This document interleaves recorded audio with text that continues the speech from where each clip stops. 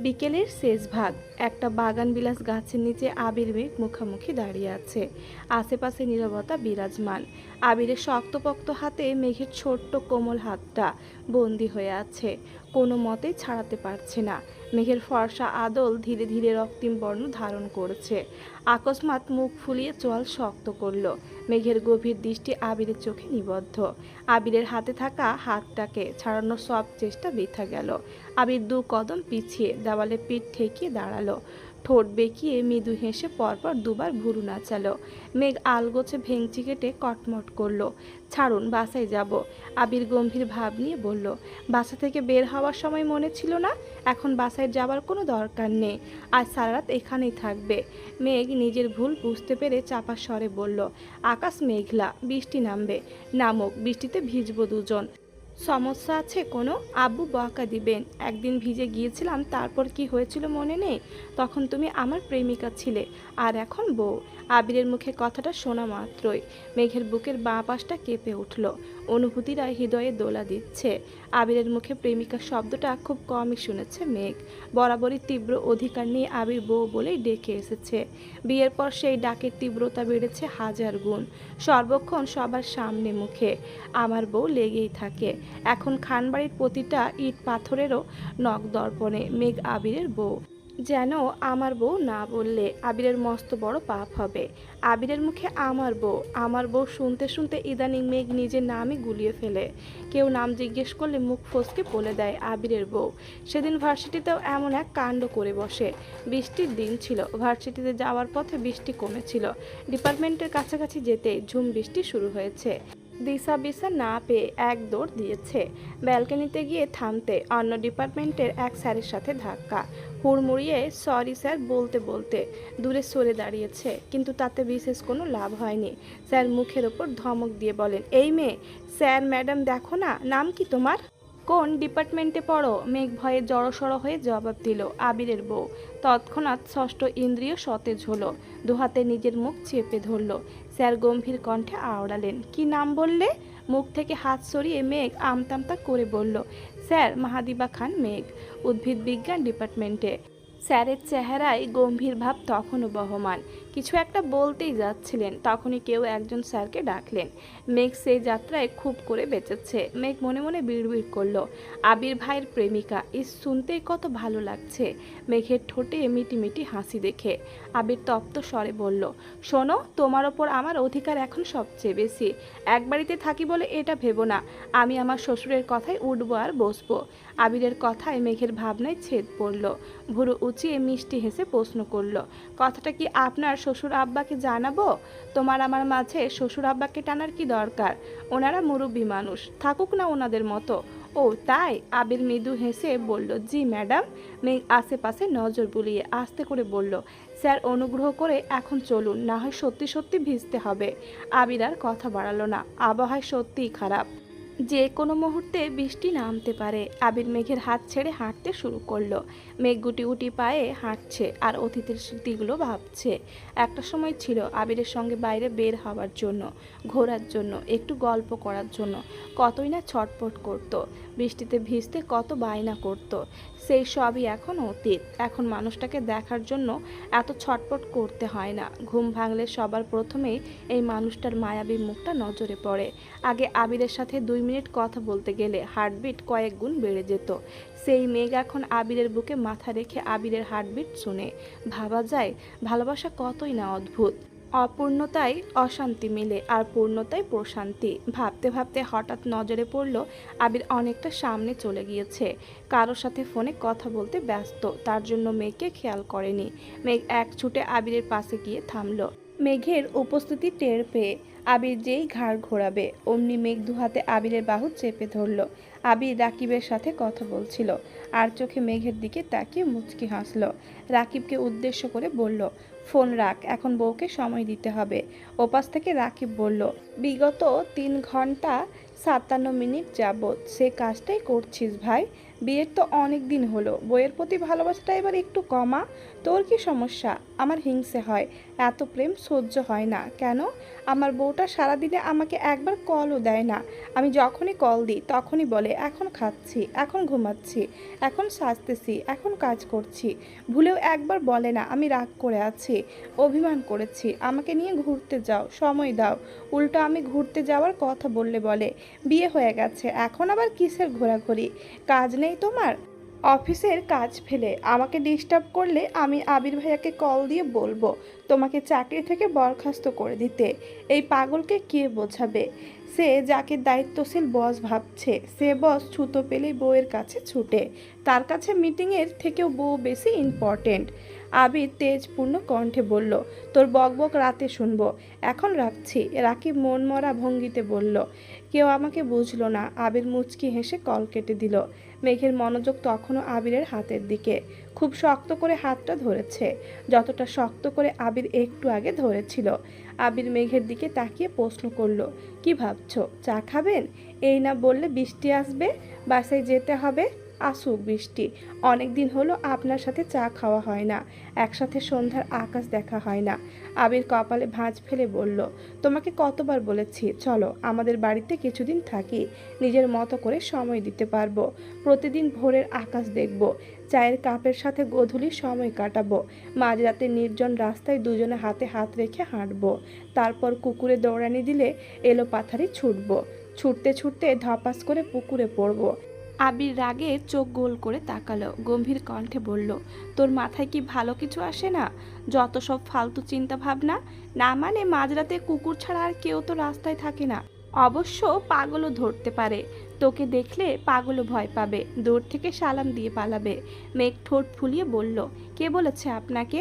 আবির শান্ত কণ্ঠে বলল, তুমি তো আমার কোনো কথাই মানো না, একদিনের জন্য ওই বাসায় যেতে চাও না। তোমার জন্য এত কষ্ট করে বাড়ি করলাম কেন? এভাবে বাসা থেকে চলে গেলে আব্বু আম্মু কি ভাববে?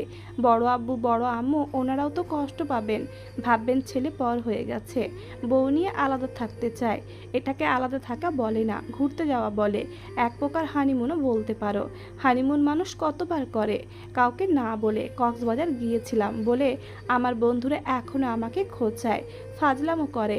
আমি আর হানিমুনে যাব না। কে খোঁচায় নামটা বলো শুধু, বাকিটা আমি দেখে নিচ্ছি। মিনহাজ, তামিম নাকি অন্য কেউ? বন্যা। আবির হুঙ্কার দিতে গিয়েও থেমে গেল। বন্যা নাম শুনে নিশ্চুপ হয়ে রইল। কয়েক সেকেন্ড চুপ থেকে ধীর গলায় বলল, ও আচ্ছা তাই না, শুনবে তবে কি? তুমি, পরিবার, ব্যবসা, তানবীরের বিয়ে, সব কিছুর কথা ভেবে আমি দ্রুত ঢাকায় ফিরে এসেছিলাম। তোমার ভাই মানে তানবীর অলরেডি আমার থেকে 2 মাসের ছুটি নিয়ে রেখেছে, দেশের বাইরে ঘুরতে যাওয়ার প্ল্যান করতেছে। কমপক্ষে 1 মাস কারোর সাথে যোগাযোগও রাখবে না। সত্যি? হ্যাঁ, তোমার বান্ধবী ফিরলে তারপর তুমিও বলতে পারবে। মেঘ জিভ দিয়ে ঠোঁট ভিজিয়ে আস্তে আস্তে বলল, আমাদের হানিমুনের সময়টা কম হয়ে গেল না? সেই জন্য ভাবছি সামনের মাসে একটা ট্যুর দিব। কোম্পানির কিছু কাজ আছে, সাথে তোমাকেও নিয়ে যাব। তানবীরের আগে দেশের বাইরের হানিমুনটা আমরাই করে আসব ইনশাল্লাহ। কোথায়? এখন কিছু বলবো না, আগে তোমার পাসপোর্ট করতে হবে। ভাইয়া জানে না, কেউ কিছুই জানে না। তুমিও আগ বাড়িয়ে কাউকে কিছু বলবে না, তোমার বেস্ট ফ্রেন্ড বন্যাকেও না। মনে থাকবে? জি। আবির আর কিছু বলেনি, চুপ করে হাঁটছে। মেঘ চোখ ঘুরিয়ে আশেপাশের মানুষদের দেখছে, ব্যস্ত শহরের সকল ব্যস্ততার মাঝেও। মেঘের নজর শুধু কাপেলদের দিকে। কেউ কেউ শাড়ি পরেছে, চুলে ফুল দিয়ে বয়ফ্রেন্ড কিংবা হাজব্যান্ডের হাতে হাত রেখে হাঁটছে। কত স্নিগ্ধ সেই দৃশ্য। মেঘ নিজের দিকে এক নজর তাকিয়ে দীর্ঘ নিঃশ্বাস ফেলল, মনে মনে বিড়বিড় করলো, আজকের পর রাগ করলেও শাড়ি পরে বের হতে হবে, চুলে ফুল দিয়ে সেজে গুজে ঘুরতে হবে। তবেই না মানুষ আমাদের দিকে তাকাবে, না হয় আবির ভাইয়ার পাশে আমাকে বড্ড বেমানান লাগবে। আবির মেঘ চা খেতে খেতে গল্প করছিল। মেঘ অন্যমনস্ক চোখে দূরে তাকিয়ে আছে। কয়েক মুহূর্ত পর হঠাৎ ডাকলো, আবির ভাই। জি আপু। আপু শব্দটা কর্ণকুহরে প্রবেশ করা মাত্রই চোখ বড় বড় করে তাকালো, শক্ত কণ্ঠে বলল, আপু বললেন কাকে? তোমাকে? আমি আপনার আপু হয়? আবির উত্তর না দিয়ে উল্টো প্রশ্ন করলো, আমি তোমার ভাই হয়? মেঘ দাঁত দিয়ে জিভ কেটে আওড়ালো, ভাই বলে ফেলেছি নাকি? সরি সরি, হ্যাঁ প্রতিবারই ভাই বলবে আর সরি বলবে তাই না? কিন্তু তার হচ্ছে না। এখন থেকে তুমি ভাই বললে আমিও আপু বলবো। এখন দেখবো দিনে কয়বার ভাই ডাকো। মেঘ ঠোঁট বেঁকিয়ে বলল, আমি আবির ভাই বলে অভ্যস্ত, কিন্তু আপনি তো আপু বলে অভ্যস্ত না। অভ্যাস করব? তোমাকে হাজার বার বলেছি আবির ডাকো, কিন্তু না, সে তুমি পারবে না। ঠিক আছে, আমি আপু বলছি। মেঘ আপু, আপনি কি আর এক কাপ চা নেবেন? ছি, কি বলছেন এসব? প্লিজ আমাকে আপু ডাকবেন না। মানতে পারি, তবে একটা শর্তে। কি? আবির বলো। আবার এখন থেকে প্রতিবার? আমি পারবো না। আবির ধমকের স্বরে বলল, বলো। মেঘ ঠোঁট উল্টিয়ে কোনো মতে আবির বলে দুই হাতে নিজের মুখ ঢেকে ফেলল। মেঘের বুকের ভেতরটা মোচড় দিয়ে উঠেছে, লজ্জায় ভেতরটা হাঁসফাঁস করছে। আবির মেঘকে নিজের দিকে ঘুরিয়ে উদ্গ্রীব হয়ে বলল, ম্যাম, এখনও এত লজ্জা পেলে হবে? সংসার করতে হবে না? আমাকে আহিয়ার আব্বু হতে হবে না? লজ্জায় মেঘের চিবুক আরও নেমে গেছে, ঠোঁট জোড়া তিরতির করে কাঁপছে, শরীরের প্রতিটা শিরা উপশিরায় কম্পন অনুভব হচ্ছে। মেঘ মাথা নিচু করে দাঁত দিয়ে ঠোঁট কামড়াচ্ছে। আবির মেঘের দিকে তাকিয়ে মিটিমিটি হাসছে। আকস্মাৎ তানবীরের কল আসায় মেঘের দিক থেকে আবিরের দৃষ্টি খানিক সরল। এতে মেয়েটা স্বস্তি ফিরে পেল। আবির জিজ্ঞেস করলো, কি রে, কোথায় আছিস? আছি তোমাদের আশেপাশে। আশেপাশে থাকার কি দরকার? খুব বেশি সমস্যা না হলে চল একসাথে বসি, চা খাই, গল্প করি। এখন তো অবৈধ সম্পর্ক না, বৈধ সম্পর্কে আছিস। তোমরা বসো, আসছি কিছুক্ষণের মধ্যে। ঠিক আছে। মেঘ লজ্জায় সেই যে চোখ সরিয়েছে, আর তাকানোর নামই নিচ্ছে না। আবির কয়েকবার ডেকেছে, কিন্তু সারা শব্দ নেই। আবির কিছু সময় নিষ্পলক চোখে চেয়ে রইল। আবিরের কণ্ঠস্বর শান্ত, কোমল গলায় বলতে শুরু করলো, প্রিয় কাদম্বিনী, আমার প্রণয় কাব্যের না লেখা এক কবিতার শেষ। মেঘ তৎক্ষণাৎ ঠোঁট ফুলিয়ে বলল, প্লিজ আমাকে কাদম্বিনী ডাকবেন না। আবির থামলো, সরু চোখে তাকিয়ে প্রশ্ন করলো, কেন? মেঘের কণ্ঠস্বর নিরেট, গম্ভীর গলায় বলতে লাগলো, আপনার মুখে মেঘ ব্যতীত অন্য কোনো মেয়ের নাম শুনতে চায় না, ডাইরেক্ট কিংবা ইনডাইরেক্ট কোনোভাবেই না। আপনি আমার নামে শুধুই আমার। আপনার মনের ভেতর থেকে বাইরে পর্যন্ত সবটাই আমার দখলে। কথাটা মাথায় রাখবেন। আবির হতভম্ব হয়ে রইল। কয়েক সেকেন্ড নীরবে মেঘের দিকে তাকিয়ে থেকে আচমকা প্রশ্ন করলো, বাই এনি চান্স তুমি কি কারো প্রতি জেলাস? না, আপনি আমাকে কাদম্বিনী বলেছেন, যার অর্থ মেঘমালা। মেঘ আমি হলে মালাকে, নিশ্চয় আপনার মামাতো বোন, যাকে আপনি এখনও মিস করেন। শয়নে স্বপনে তার কথা ভাবেন, আর সেই জন্য ইনডাইরেক্টলি আপনি আমাকে মেঘমালা বলে সম্বোধন করছেন। আবির কপালে ভাঁজ ফেলে সূক্ষ্ম দৃষ্টিতে মেঘকে দেখছিল। মেঘের কথা শেষ হতেই খপ করে চেয়ারে বসে পড়ল। ডান হাতে নিজের মাথা চেপে বিড়বিড় করে বলতে লাগলো, তানবীর ভাইরে, কোথায় তুই? মেঘ রাগীর স্বরে বলল, ভাইয়াকে ডাকছেন কেন? ভাইয়া কি করেছে? এর মধ্যে তানবীর এসেছে, পেছনে বন্যা বসা। বন্যা বাইক থেকে নেমে আবিরকে সালাম দিল। আবির সালামের উত্তর দিয়ে অসহায় দৃষ্টিতে তানবীরের দিকে তাকালো। মেঘের সঙ্গে চোখাচোখি হতেই বন্যা নিঃশব্দে হাসলো, কিন্তু বিপরীতে মেঘের ঠোঁটে হাসির লেশ মাত্র দেখা গেল না। বন্যা চোখের ইশারায় জানতে চাইল, কি হয়েছে? মেঘ এপাশ ওপাশ মাথা নেড়ে বোঝালো, কিছু হয়নি। বন্যাকে ইশারা দিতেই বন্যা চুপচাপ মেঘের পাশের চেয়ারে বসলো। আস্তে করে জানতে চাইল, ভাইয়া কিছু বলেছেন? মেঘ ধীর গলায় বলল, না। আবির তখনও অসহায় দৃষ্টিতে তানবীরকে দেখছে। বিষয়টা তানবীরের নজরে পড়তেই ভুরু নাচিয়ে প্রশ্ন করলো, কি হলো ভাইয়া? আবির ভাবুক স্বরে বলল, ভাই তুই ঠিকই বলেছিলি। তানবীর আশ্চর্য নয়নে তাকিয়ে প্রশ্ন ছুড়ল, আমি আবার কবে কি বললাম? আমি যখন দেশের বাইরে ছিলাম তোকে ফোন দিলে প্রায় বলতিস আমার বোন খুব একটা সুবিধার না, মনে হয় ওর মাথায় কোনো ছিট আছে, ও কখন কি বলে কি করে সে নিজেই জানে না। আমার বোনকে সামলাতে তোমার খুব কষ্ট হবে, তোমার জন্য আমার খুব মায়া হচ্ছে ভাইয়া। আমি উল্টো তোকে ধমক দিয়ে বলতাম, আমার বইয়ের ব্যাপারে আজে বাজে কথা বলার সাহস কোথায় পাস? ও যেমন আমি ওকে তেমনই ভালোবাসবো। ও পাগল হলে আমিও ওর জন্য পাগল হব। আমার ভালোবাসা দিয়ে সব ঠিক করে ফেলবো। আরও কত কিছুই না তোকে বলেছি। ভাই প্লিজ আমাকে মাফ করে দিস। ভাই তুই মহান। 20 বছর যাবৎ এই মেয়ের পাগলামি সহ্য করতেছিস। তোর মতো ভাই প্রতিটা ঘরে ঘরে দরকার। মেঘ চোখ রাঙিয়ে একবার আবিরের দিকে তাকাচ্ছে, আবার তানবীরের দিকে। তানবীর চোখের ইশারায় আবিরকে চুপ করতে বলছে, কিন্তু আবির কথা বলেই যাচ্ছে। তানবীর দাঁত কেলিয়ে হেসে বলল, কোথায় কি যাতা বলছো? বনুর মতো ভালো মেয়ে দুইটা পাবা না। তোমার ভাগ্য ভালো আমার বনুর মতো বউ পেয়েছো, নয়তো তুমি যে বদরাগী ভাই, কপালে বউ জুটতো না।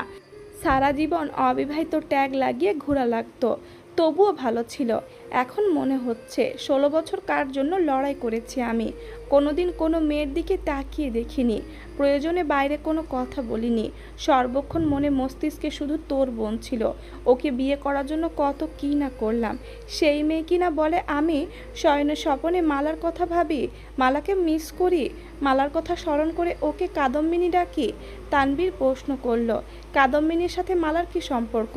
কাদম্বিনী অর্থ মেঘমালা। ও, আমি বাংলায় খুব কাঁচা, তাই অর্থ বুঝে ব্যাখ্যা দিতে পারলাম না। আমাকে ক্ষমা করো ভাইয়া। মেঘ এখনও অগ্নির দৃষ্টিতে তানবীরকে দেখছে। মেঘের হাবভাব দেখে বন্যা মেঘকে শান্ত করার চেষ্টা করছে। সামান্য বিষয় নিয়ে মেঘ আবিরের সাথে রাগারাগি করেছে, এটা ভেবেই বন্যার হাসি পাচ্ছে। সকালে কফির বিষয় নিয়ে রাগ করে বাসা থেকে বেরিয়েছে। সে রাগ কমতে না কমতে আর এক বিষয়, হাসিতে বন্যার পেট ফেটে যাচ্ছে, কিন্তু প্রকাশ্যে হাসতে পারছে না। তানবীর মেঘের দিকে তাকিয়ে প্রশ্ন করলো, এভাবে কি দেখছিস? তুমি আমার নামে এসব বলেছ ওনাকে? না না, আমি কিছু বলিনি। আমার বোন কত ভালো, আমি কি জানি না? শুধু রাগটা একটু বেশি, আর কোনো সমস্যা নেই। রাগ উঠলে মাথা ঠিক থাকে না, এই তো। মেঘ রাগে কটমট করতে করতে বলল, ঘরের শত্রু বিভীষণ। বন্যা মেঘকে থামাতে ধীর গলায় বলল, কী সব বলছিস? সামান্য বিষয় নিয়ে কেউ এত রাগ করে? তুই ওদের চিনিস না, আমি ওদের হাড়ে হাড়ে চিনি। পুরুষ জাত মানেই খারাপ, তাদের মনে এক বাইরে আর এক। দেখাবে খুব ভালো মানুষ, আদতে কিছুই না। আবির আর চোখে তাকিয়ে প্রশ্ন করলো, আমিও কি তেমন? মেঘ ঘন ঘন ওপর নিচ মাথা নাড়ল।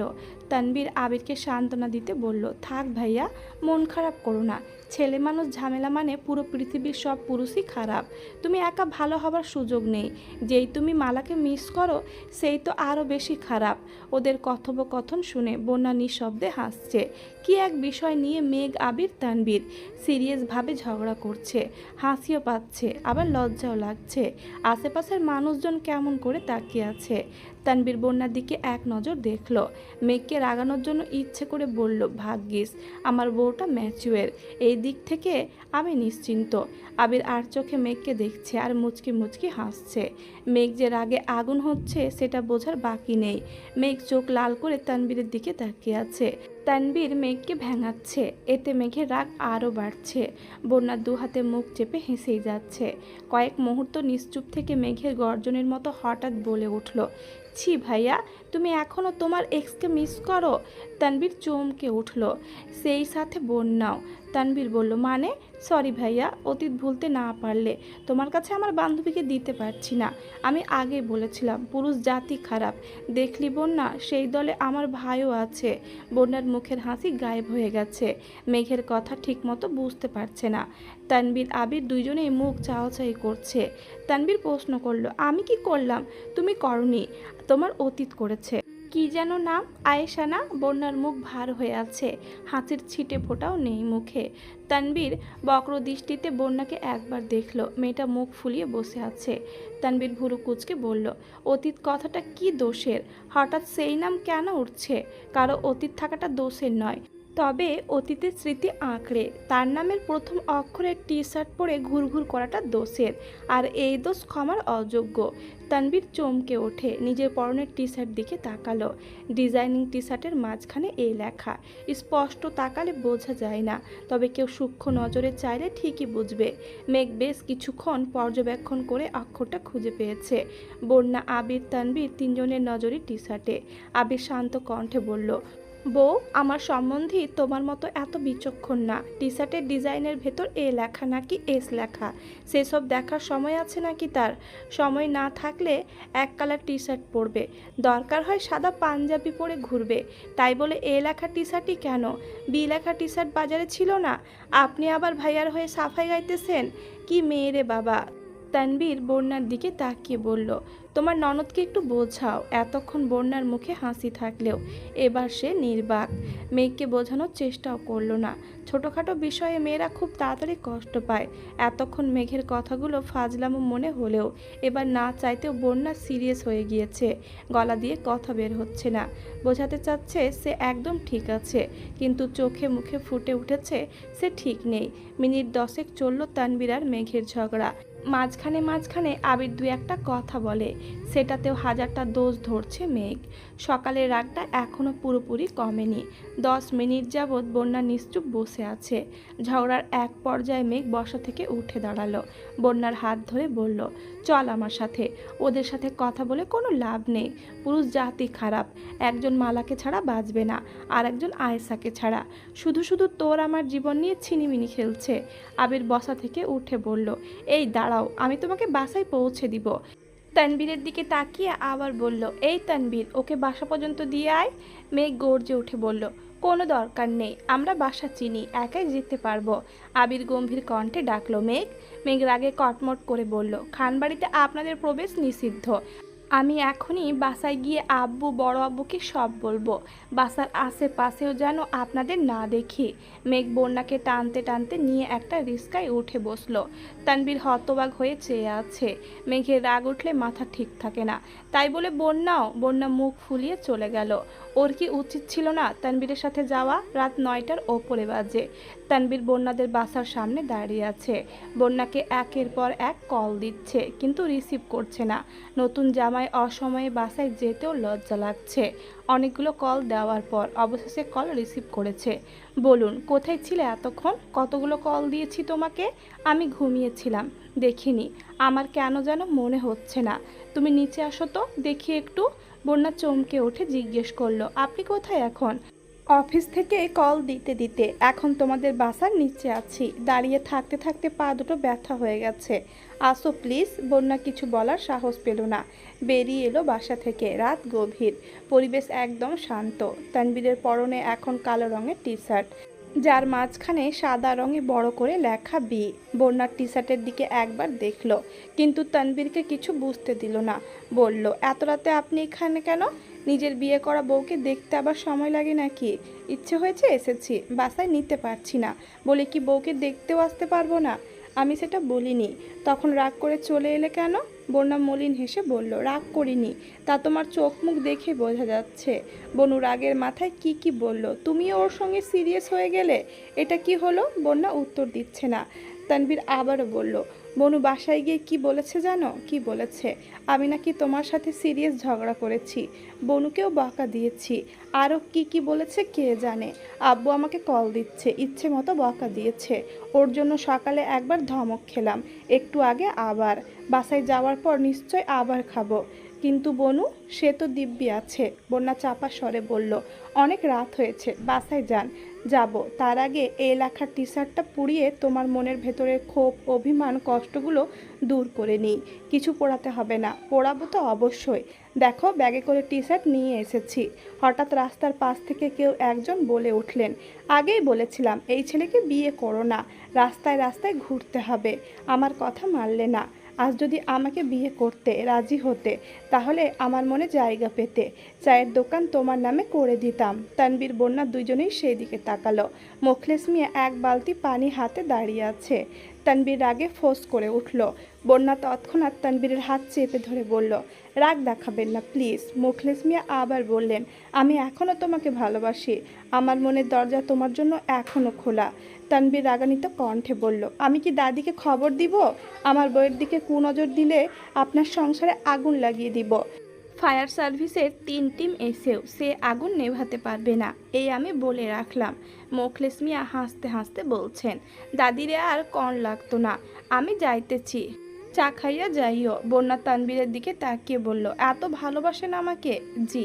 তবে এই লেখা গেঞ্জি পরলেন কেন? আবার এরপর থেকে যা কিনবো সব তোমাকে সাথে নিয়ে কিনবো, দরকার হয় অনুবীক্ষণ যন্ত্র দিয়ে দেখে নিব এ অক্ষর আছে কিনা। বন্যা মুচকি হেসে বলল, আমি মজা করেছি। তানবীর গম্ভীর কণ্ঠে বলল, কিন্তু আমি সিরিয়াস। রাত 10টা বেজে 26 মিনিট। মেঘ সদর দরজার কাছে পায়চারি করছে। মোজাম্মেল খান সোফায় বসে চা খাচ্ছেন। হঠাৎ আবির এসে দরজায় দাঁড়াতেই মেঘ বলল, কোথায় যাচ্ছেন?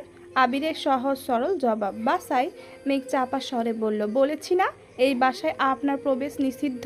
আবির চোখ ঘুরিয়ে মোজাম্মেল খানের দিকে এক নজর দেখলেন, পরপর মেঘের দিকে তাকিয়ে ঠাট্টার স্বরে বলল, আমি আমার শ্বশুরবাড়িতে যাচ্ছি, এবার কিছু বলবেন? মোজাম্মেল খান ভেতর থেকে ডাকলেন, আবির, এখানে দাঁড়িয়ে আছো কেন? ভেতরে আসো। আবির মেঘের দিকে তাকিয়ে আলগোছে চোখ মারল, মুচকি হেসে বলল, শ্বশুর আব্বু ডাকছেন, আমি কি যাব? মেঘ আর কথা বাড়ল না, ভেঙচি কেটে বিড়বিড় করতে করতে নিজের রুমে চলে গেল। মোজাম্মেল খান শান্ত গলায় বললেন, বসো। আবির সঙ্গে সঙ্গে বসলো, মৃদু স্বরে আওড়ালো, চাচু আপনার শরীর কেমন এখন? আমি আলহামদুলিল্লাহ, তুমি কেমন আছো? আলহামদুলিল্লাহ, খুব ভালো, কিন্তু দেখে তো মনে হচ্ছে না। মেঘের কি হয়েছে? সন্ধ্যা থেকে রেগে আছে, এত ডাকলাম 5 মিনিট বসলোও না, কথাও বললো না। ঝামেলা হয়েছে কোনো? না, তেমন কোনো সমস্যা নেই। মোজাম্মেল খানের কণ্ঠস্বর গম্ভীর। বললেন, দেখো আবির, তোমার পাগলামির জন্য আমার মেয়েকে তোমার হাতে তুলে দিয়েছি। এখন তোমার জন্য যদি আমার মেয়ে কষ্ট পায় তাহলে এর ফল খুব খারাপ হবে। আবির মাথা নিচু করে বলল, আমার আচরণের কারণে মেয়ে কখনো কষ্ট পাবে না, ইনশাল্লাহ। আলী আহমেদ খান রুম থেকে বেরিয়ে আস্তে আস্তে বললেন, কি ব্যাপার, আমার ছেলেকে একা পেয়ে তোর শাসন করা শুরু হয়ে গেল? শাসন করছি না ভাইজান, সাবধান করছি। মেয়ে কিন্তু আমার একটাই। আবির বিড়বিড় করতে করতে বলল, বউ আমার একটাই। কি বললে? আবির থতমত খেয়ে বলল, এভাবে থ্রেট না দিয়ে আমাদের জন্য একটু দোয়া করবেন। আমি তোমাকে থ্রেট দিচ্ছি?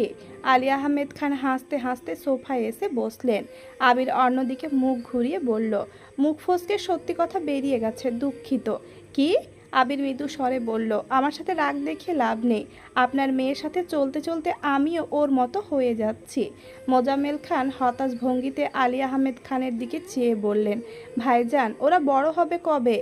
ভেবেছিলাম আবিরের মনে হয় একটু বুদ্ধিশুদ্ধি হয়েছে, বিয়ে দিলে সংসারটা মনোযোগ দিয়ে করতে পারবে। আমি নানা হব, আপনি দাদা, কতই না ভালো লাগবে। কিন্তু এদের লক্ষণ তো ভালো না। আবির মলিন চোখে তাকিয়ে আবারও বিড়বিড় করলো, শ্বশুর আব্বু, আপনার মেয়েই এখনো বাবু, তাকে বাবু থেকে বাবুর মা বানানোটা আমার কাছে চতুর্থ বিশ্বযুদ্ধের সমতুল্য। কি হলো, বিড়বিড় করে কি বলো? কিছু না। মালেহা খান রান্নাঘর থেকে ডাকলেন, কি রে আবির, খাবি না? আসছি আম্মু। আবির ঝটপট উঠে গেল আব্বুর সামনে। নিজের বাবা হওয়ার কথা শোনা সত্যিই লজ্জাজনক, যদিও সেই লজ্জাবোধ আবিরের একটু কমই আছে। আবির খাওয়া দাওয়া শেষ করে নিজের রুমে গেল। রুম অন্ধকার। আবির রুমের আলো জ্বালাতে দেখল রুম একদম ফাঁকা, কোথাও কারো অস্তিত্ব নেই। মেঘ মেঘ বলে কয়েকবার ডাকলো, কিন্তু কোনো সাড়া নেই। ব্যালকনিতেও কেউ নেই। আবির চুপচাপ ফ্রেশ হতে গেল। মিনিট কয়েক পর একটা বালিশ নিয়ে রুম থেকে বেরিয়ে সোজা মেঘের রুমে গিয়ে ঢুকলো। মেঘ টেবিল ল্যাম্প জ্বালিয়ে বই পড়ছিল। আবির বিছানার কাছে গিয়ে দাঁড়ালো। বালিশটা বিছানায় রাখতে মেঘ চমকে উঠল, আপনি এখানে কেন? ঘুমাতে এসেছি। আপনার রুম নেই? আবির স্বাভাবিক কণ্ঠে বলল, তখন না বললাম আমি শ্বশুরবাড়িতে এসেছি? শ্বশুরবাড়িতে আসলে বইয়ের রুমে থাকবো, এটাই কি স্বাভাবিক না? থাকুন আপনি আপনার শ্বশুরবাড়িতে, আমিও আমার শ্বশুরবাড়ি চলে যাচ্ছি। আবির মেঘের হাত ধরে থামিয়ে দিয়ে বলল, এই না না, একদম না। রাত কয়টা বাজে দেখেছো? কোনো ভদ্র বাড়ির মেয়ে এত রাতে শ্বশুরবাড়িতে যায় না। তুমি বরং আগামীকাল সকালে যেও, কেমন? মেঘ ভুরু কুঁচকে বলল, আপনি আসলেই একটা কি? বলো। কিছু না। মেঘ আবিরের হাত ছাড়িয়ে উঠে যেতে লাগলো। আবির জিভ দিয়ে ঠোঁট ভিজিয়ে মৃদু হেসে গান শুরু করলো, ও বউ, তুমি আমায় কি ভালোবাসো না? ও বউ, কেন আমার কাছে আসো না? আবিরের কণ্ঠে এমন গান শুনে মেঘ হাসি থামিয়ে রাখতে পারছে না, তবুও গুরুগম্ভীর ভাব নিয়ে তাকিয়ে আছে। আবির আবারও বলল, ও বউ, তুমি রাগটা কি কমাবে না? ও বউ, একটুও কি হাসবে না? এইবার মেঘ হাসি চেপে রাখতে পারল না। মেঘের হাসতে সময় লাগলেও মেঘকে নিজের কাছে টেনে নিতে আবিরের এক মুহূর্ত সময় লাগেনি। একটানে মেঘকে শুইয়ে দিয়েছে। আবিরের বাহুর ওপর মেঘের মাথা। আবির মেঘের দিকে পাশ ঘুরে শুয়েছে। মেঘের কপালের ওপর পড়ে থাকা এলোমেলো চুলগুলো আলতো হাতে ঠিক করে দিচ্ছে আবির। মেঘের দুই চোখ বন্ধ, হৃদয় স্পন্দন বাড়ছে, গলা শুকিয়ে আসছে, ঢোক গিলতে কষ্ট হচ্ছে। আবির আকস্মাৎ মেঘের লালচে গালে চুমু খেলো।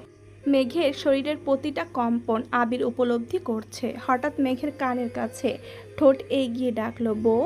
মেঘ জবাব দিতে পারছে না, শরীর কাঁপছে, লজ্জায় চোখ খুলতে পারছে না। আবির আবার ডাকলো, ও বউ। আবির নরম স্বরে ফিসফিসিয়ে বলল, আমার শ্বশুর আব্বু এবং তোমার শ্বশুর আব্বু দুইজনের খুব ইচ্ছে নানা দাদা হবার। একটু আগে আমাকে বলছিলেন। আমারও খুব ইচ্ছে আহিয়ার আব্বু হবার। তোমার কি আহিয়ার আম্মু হতে ইচ্ছে করে না?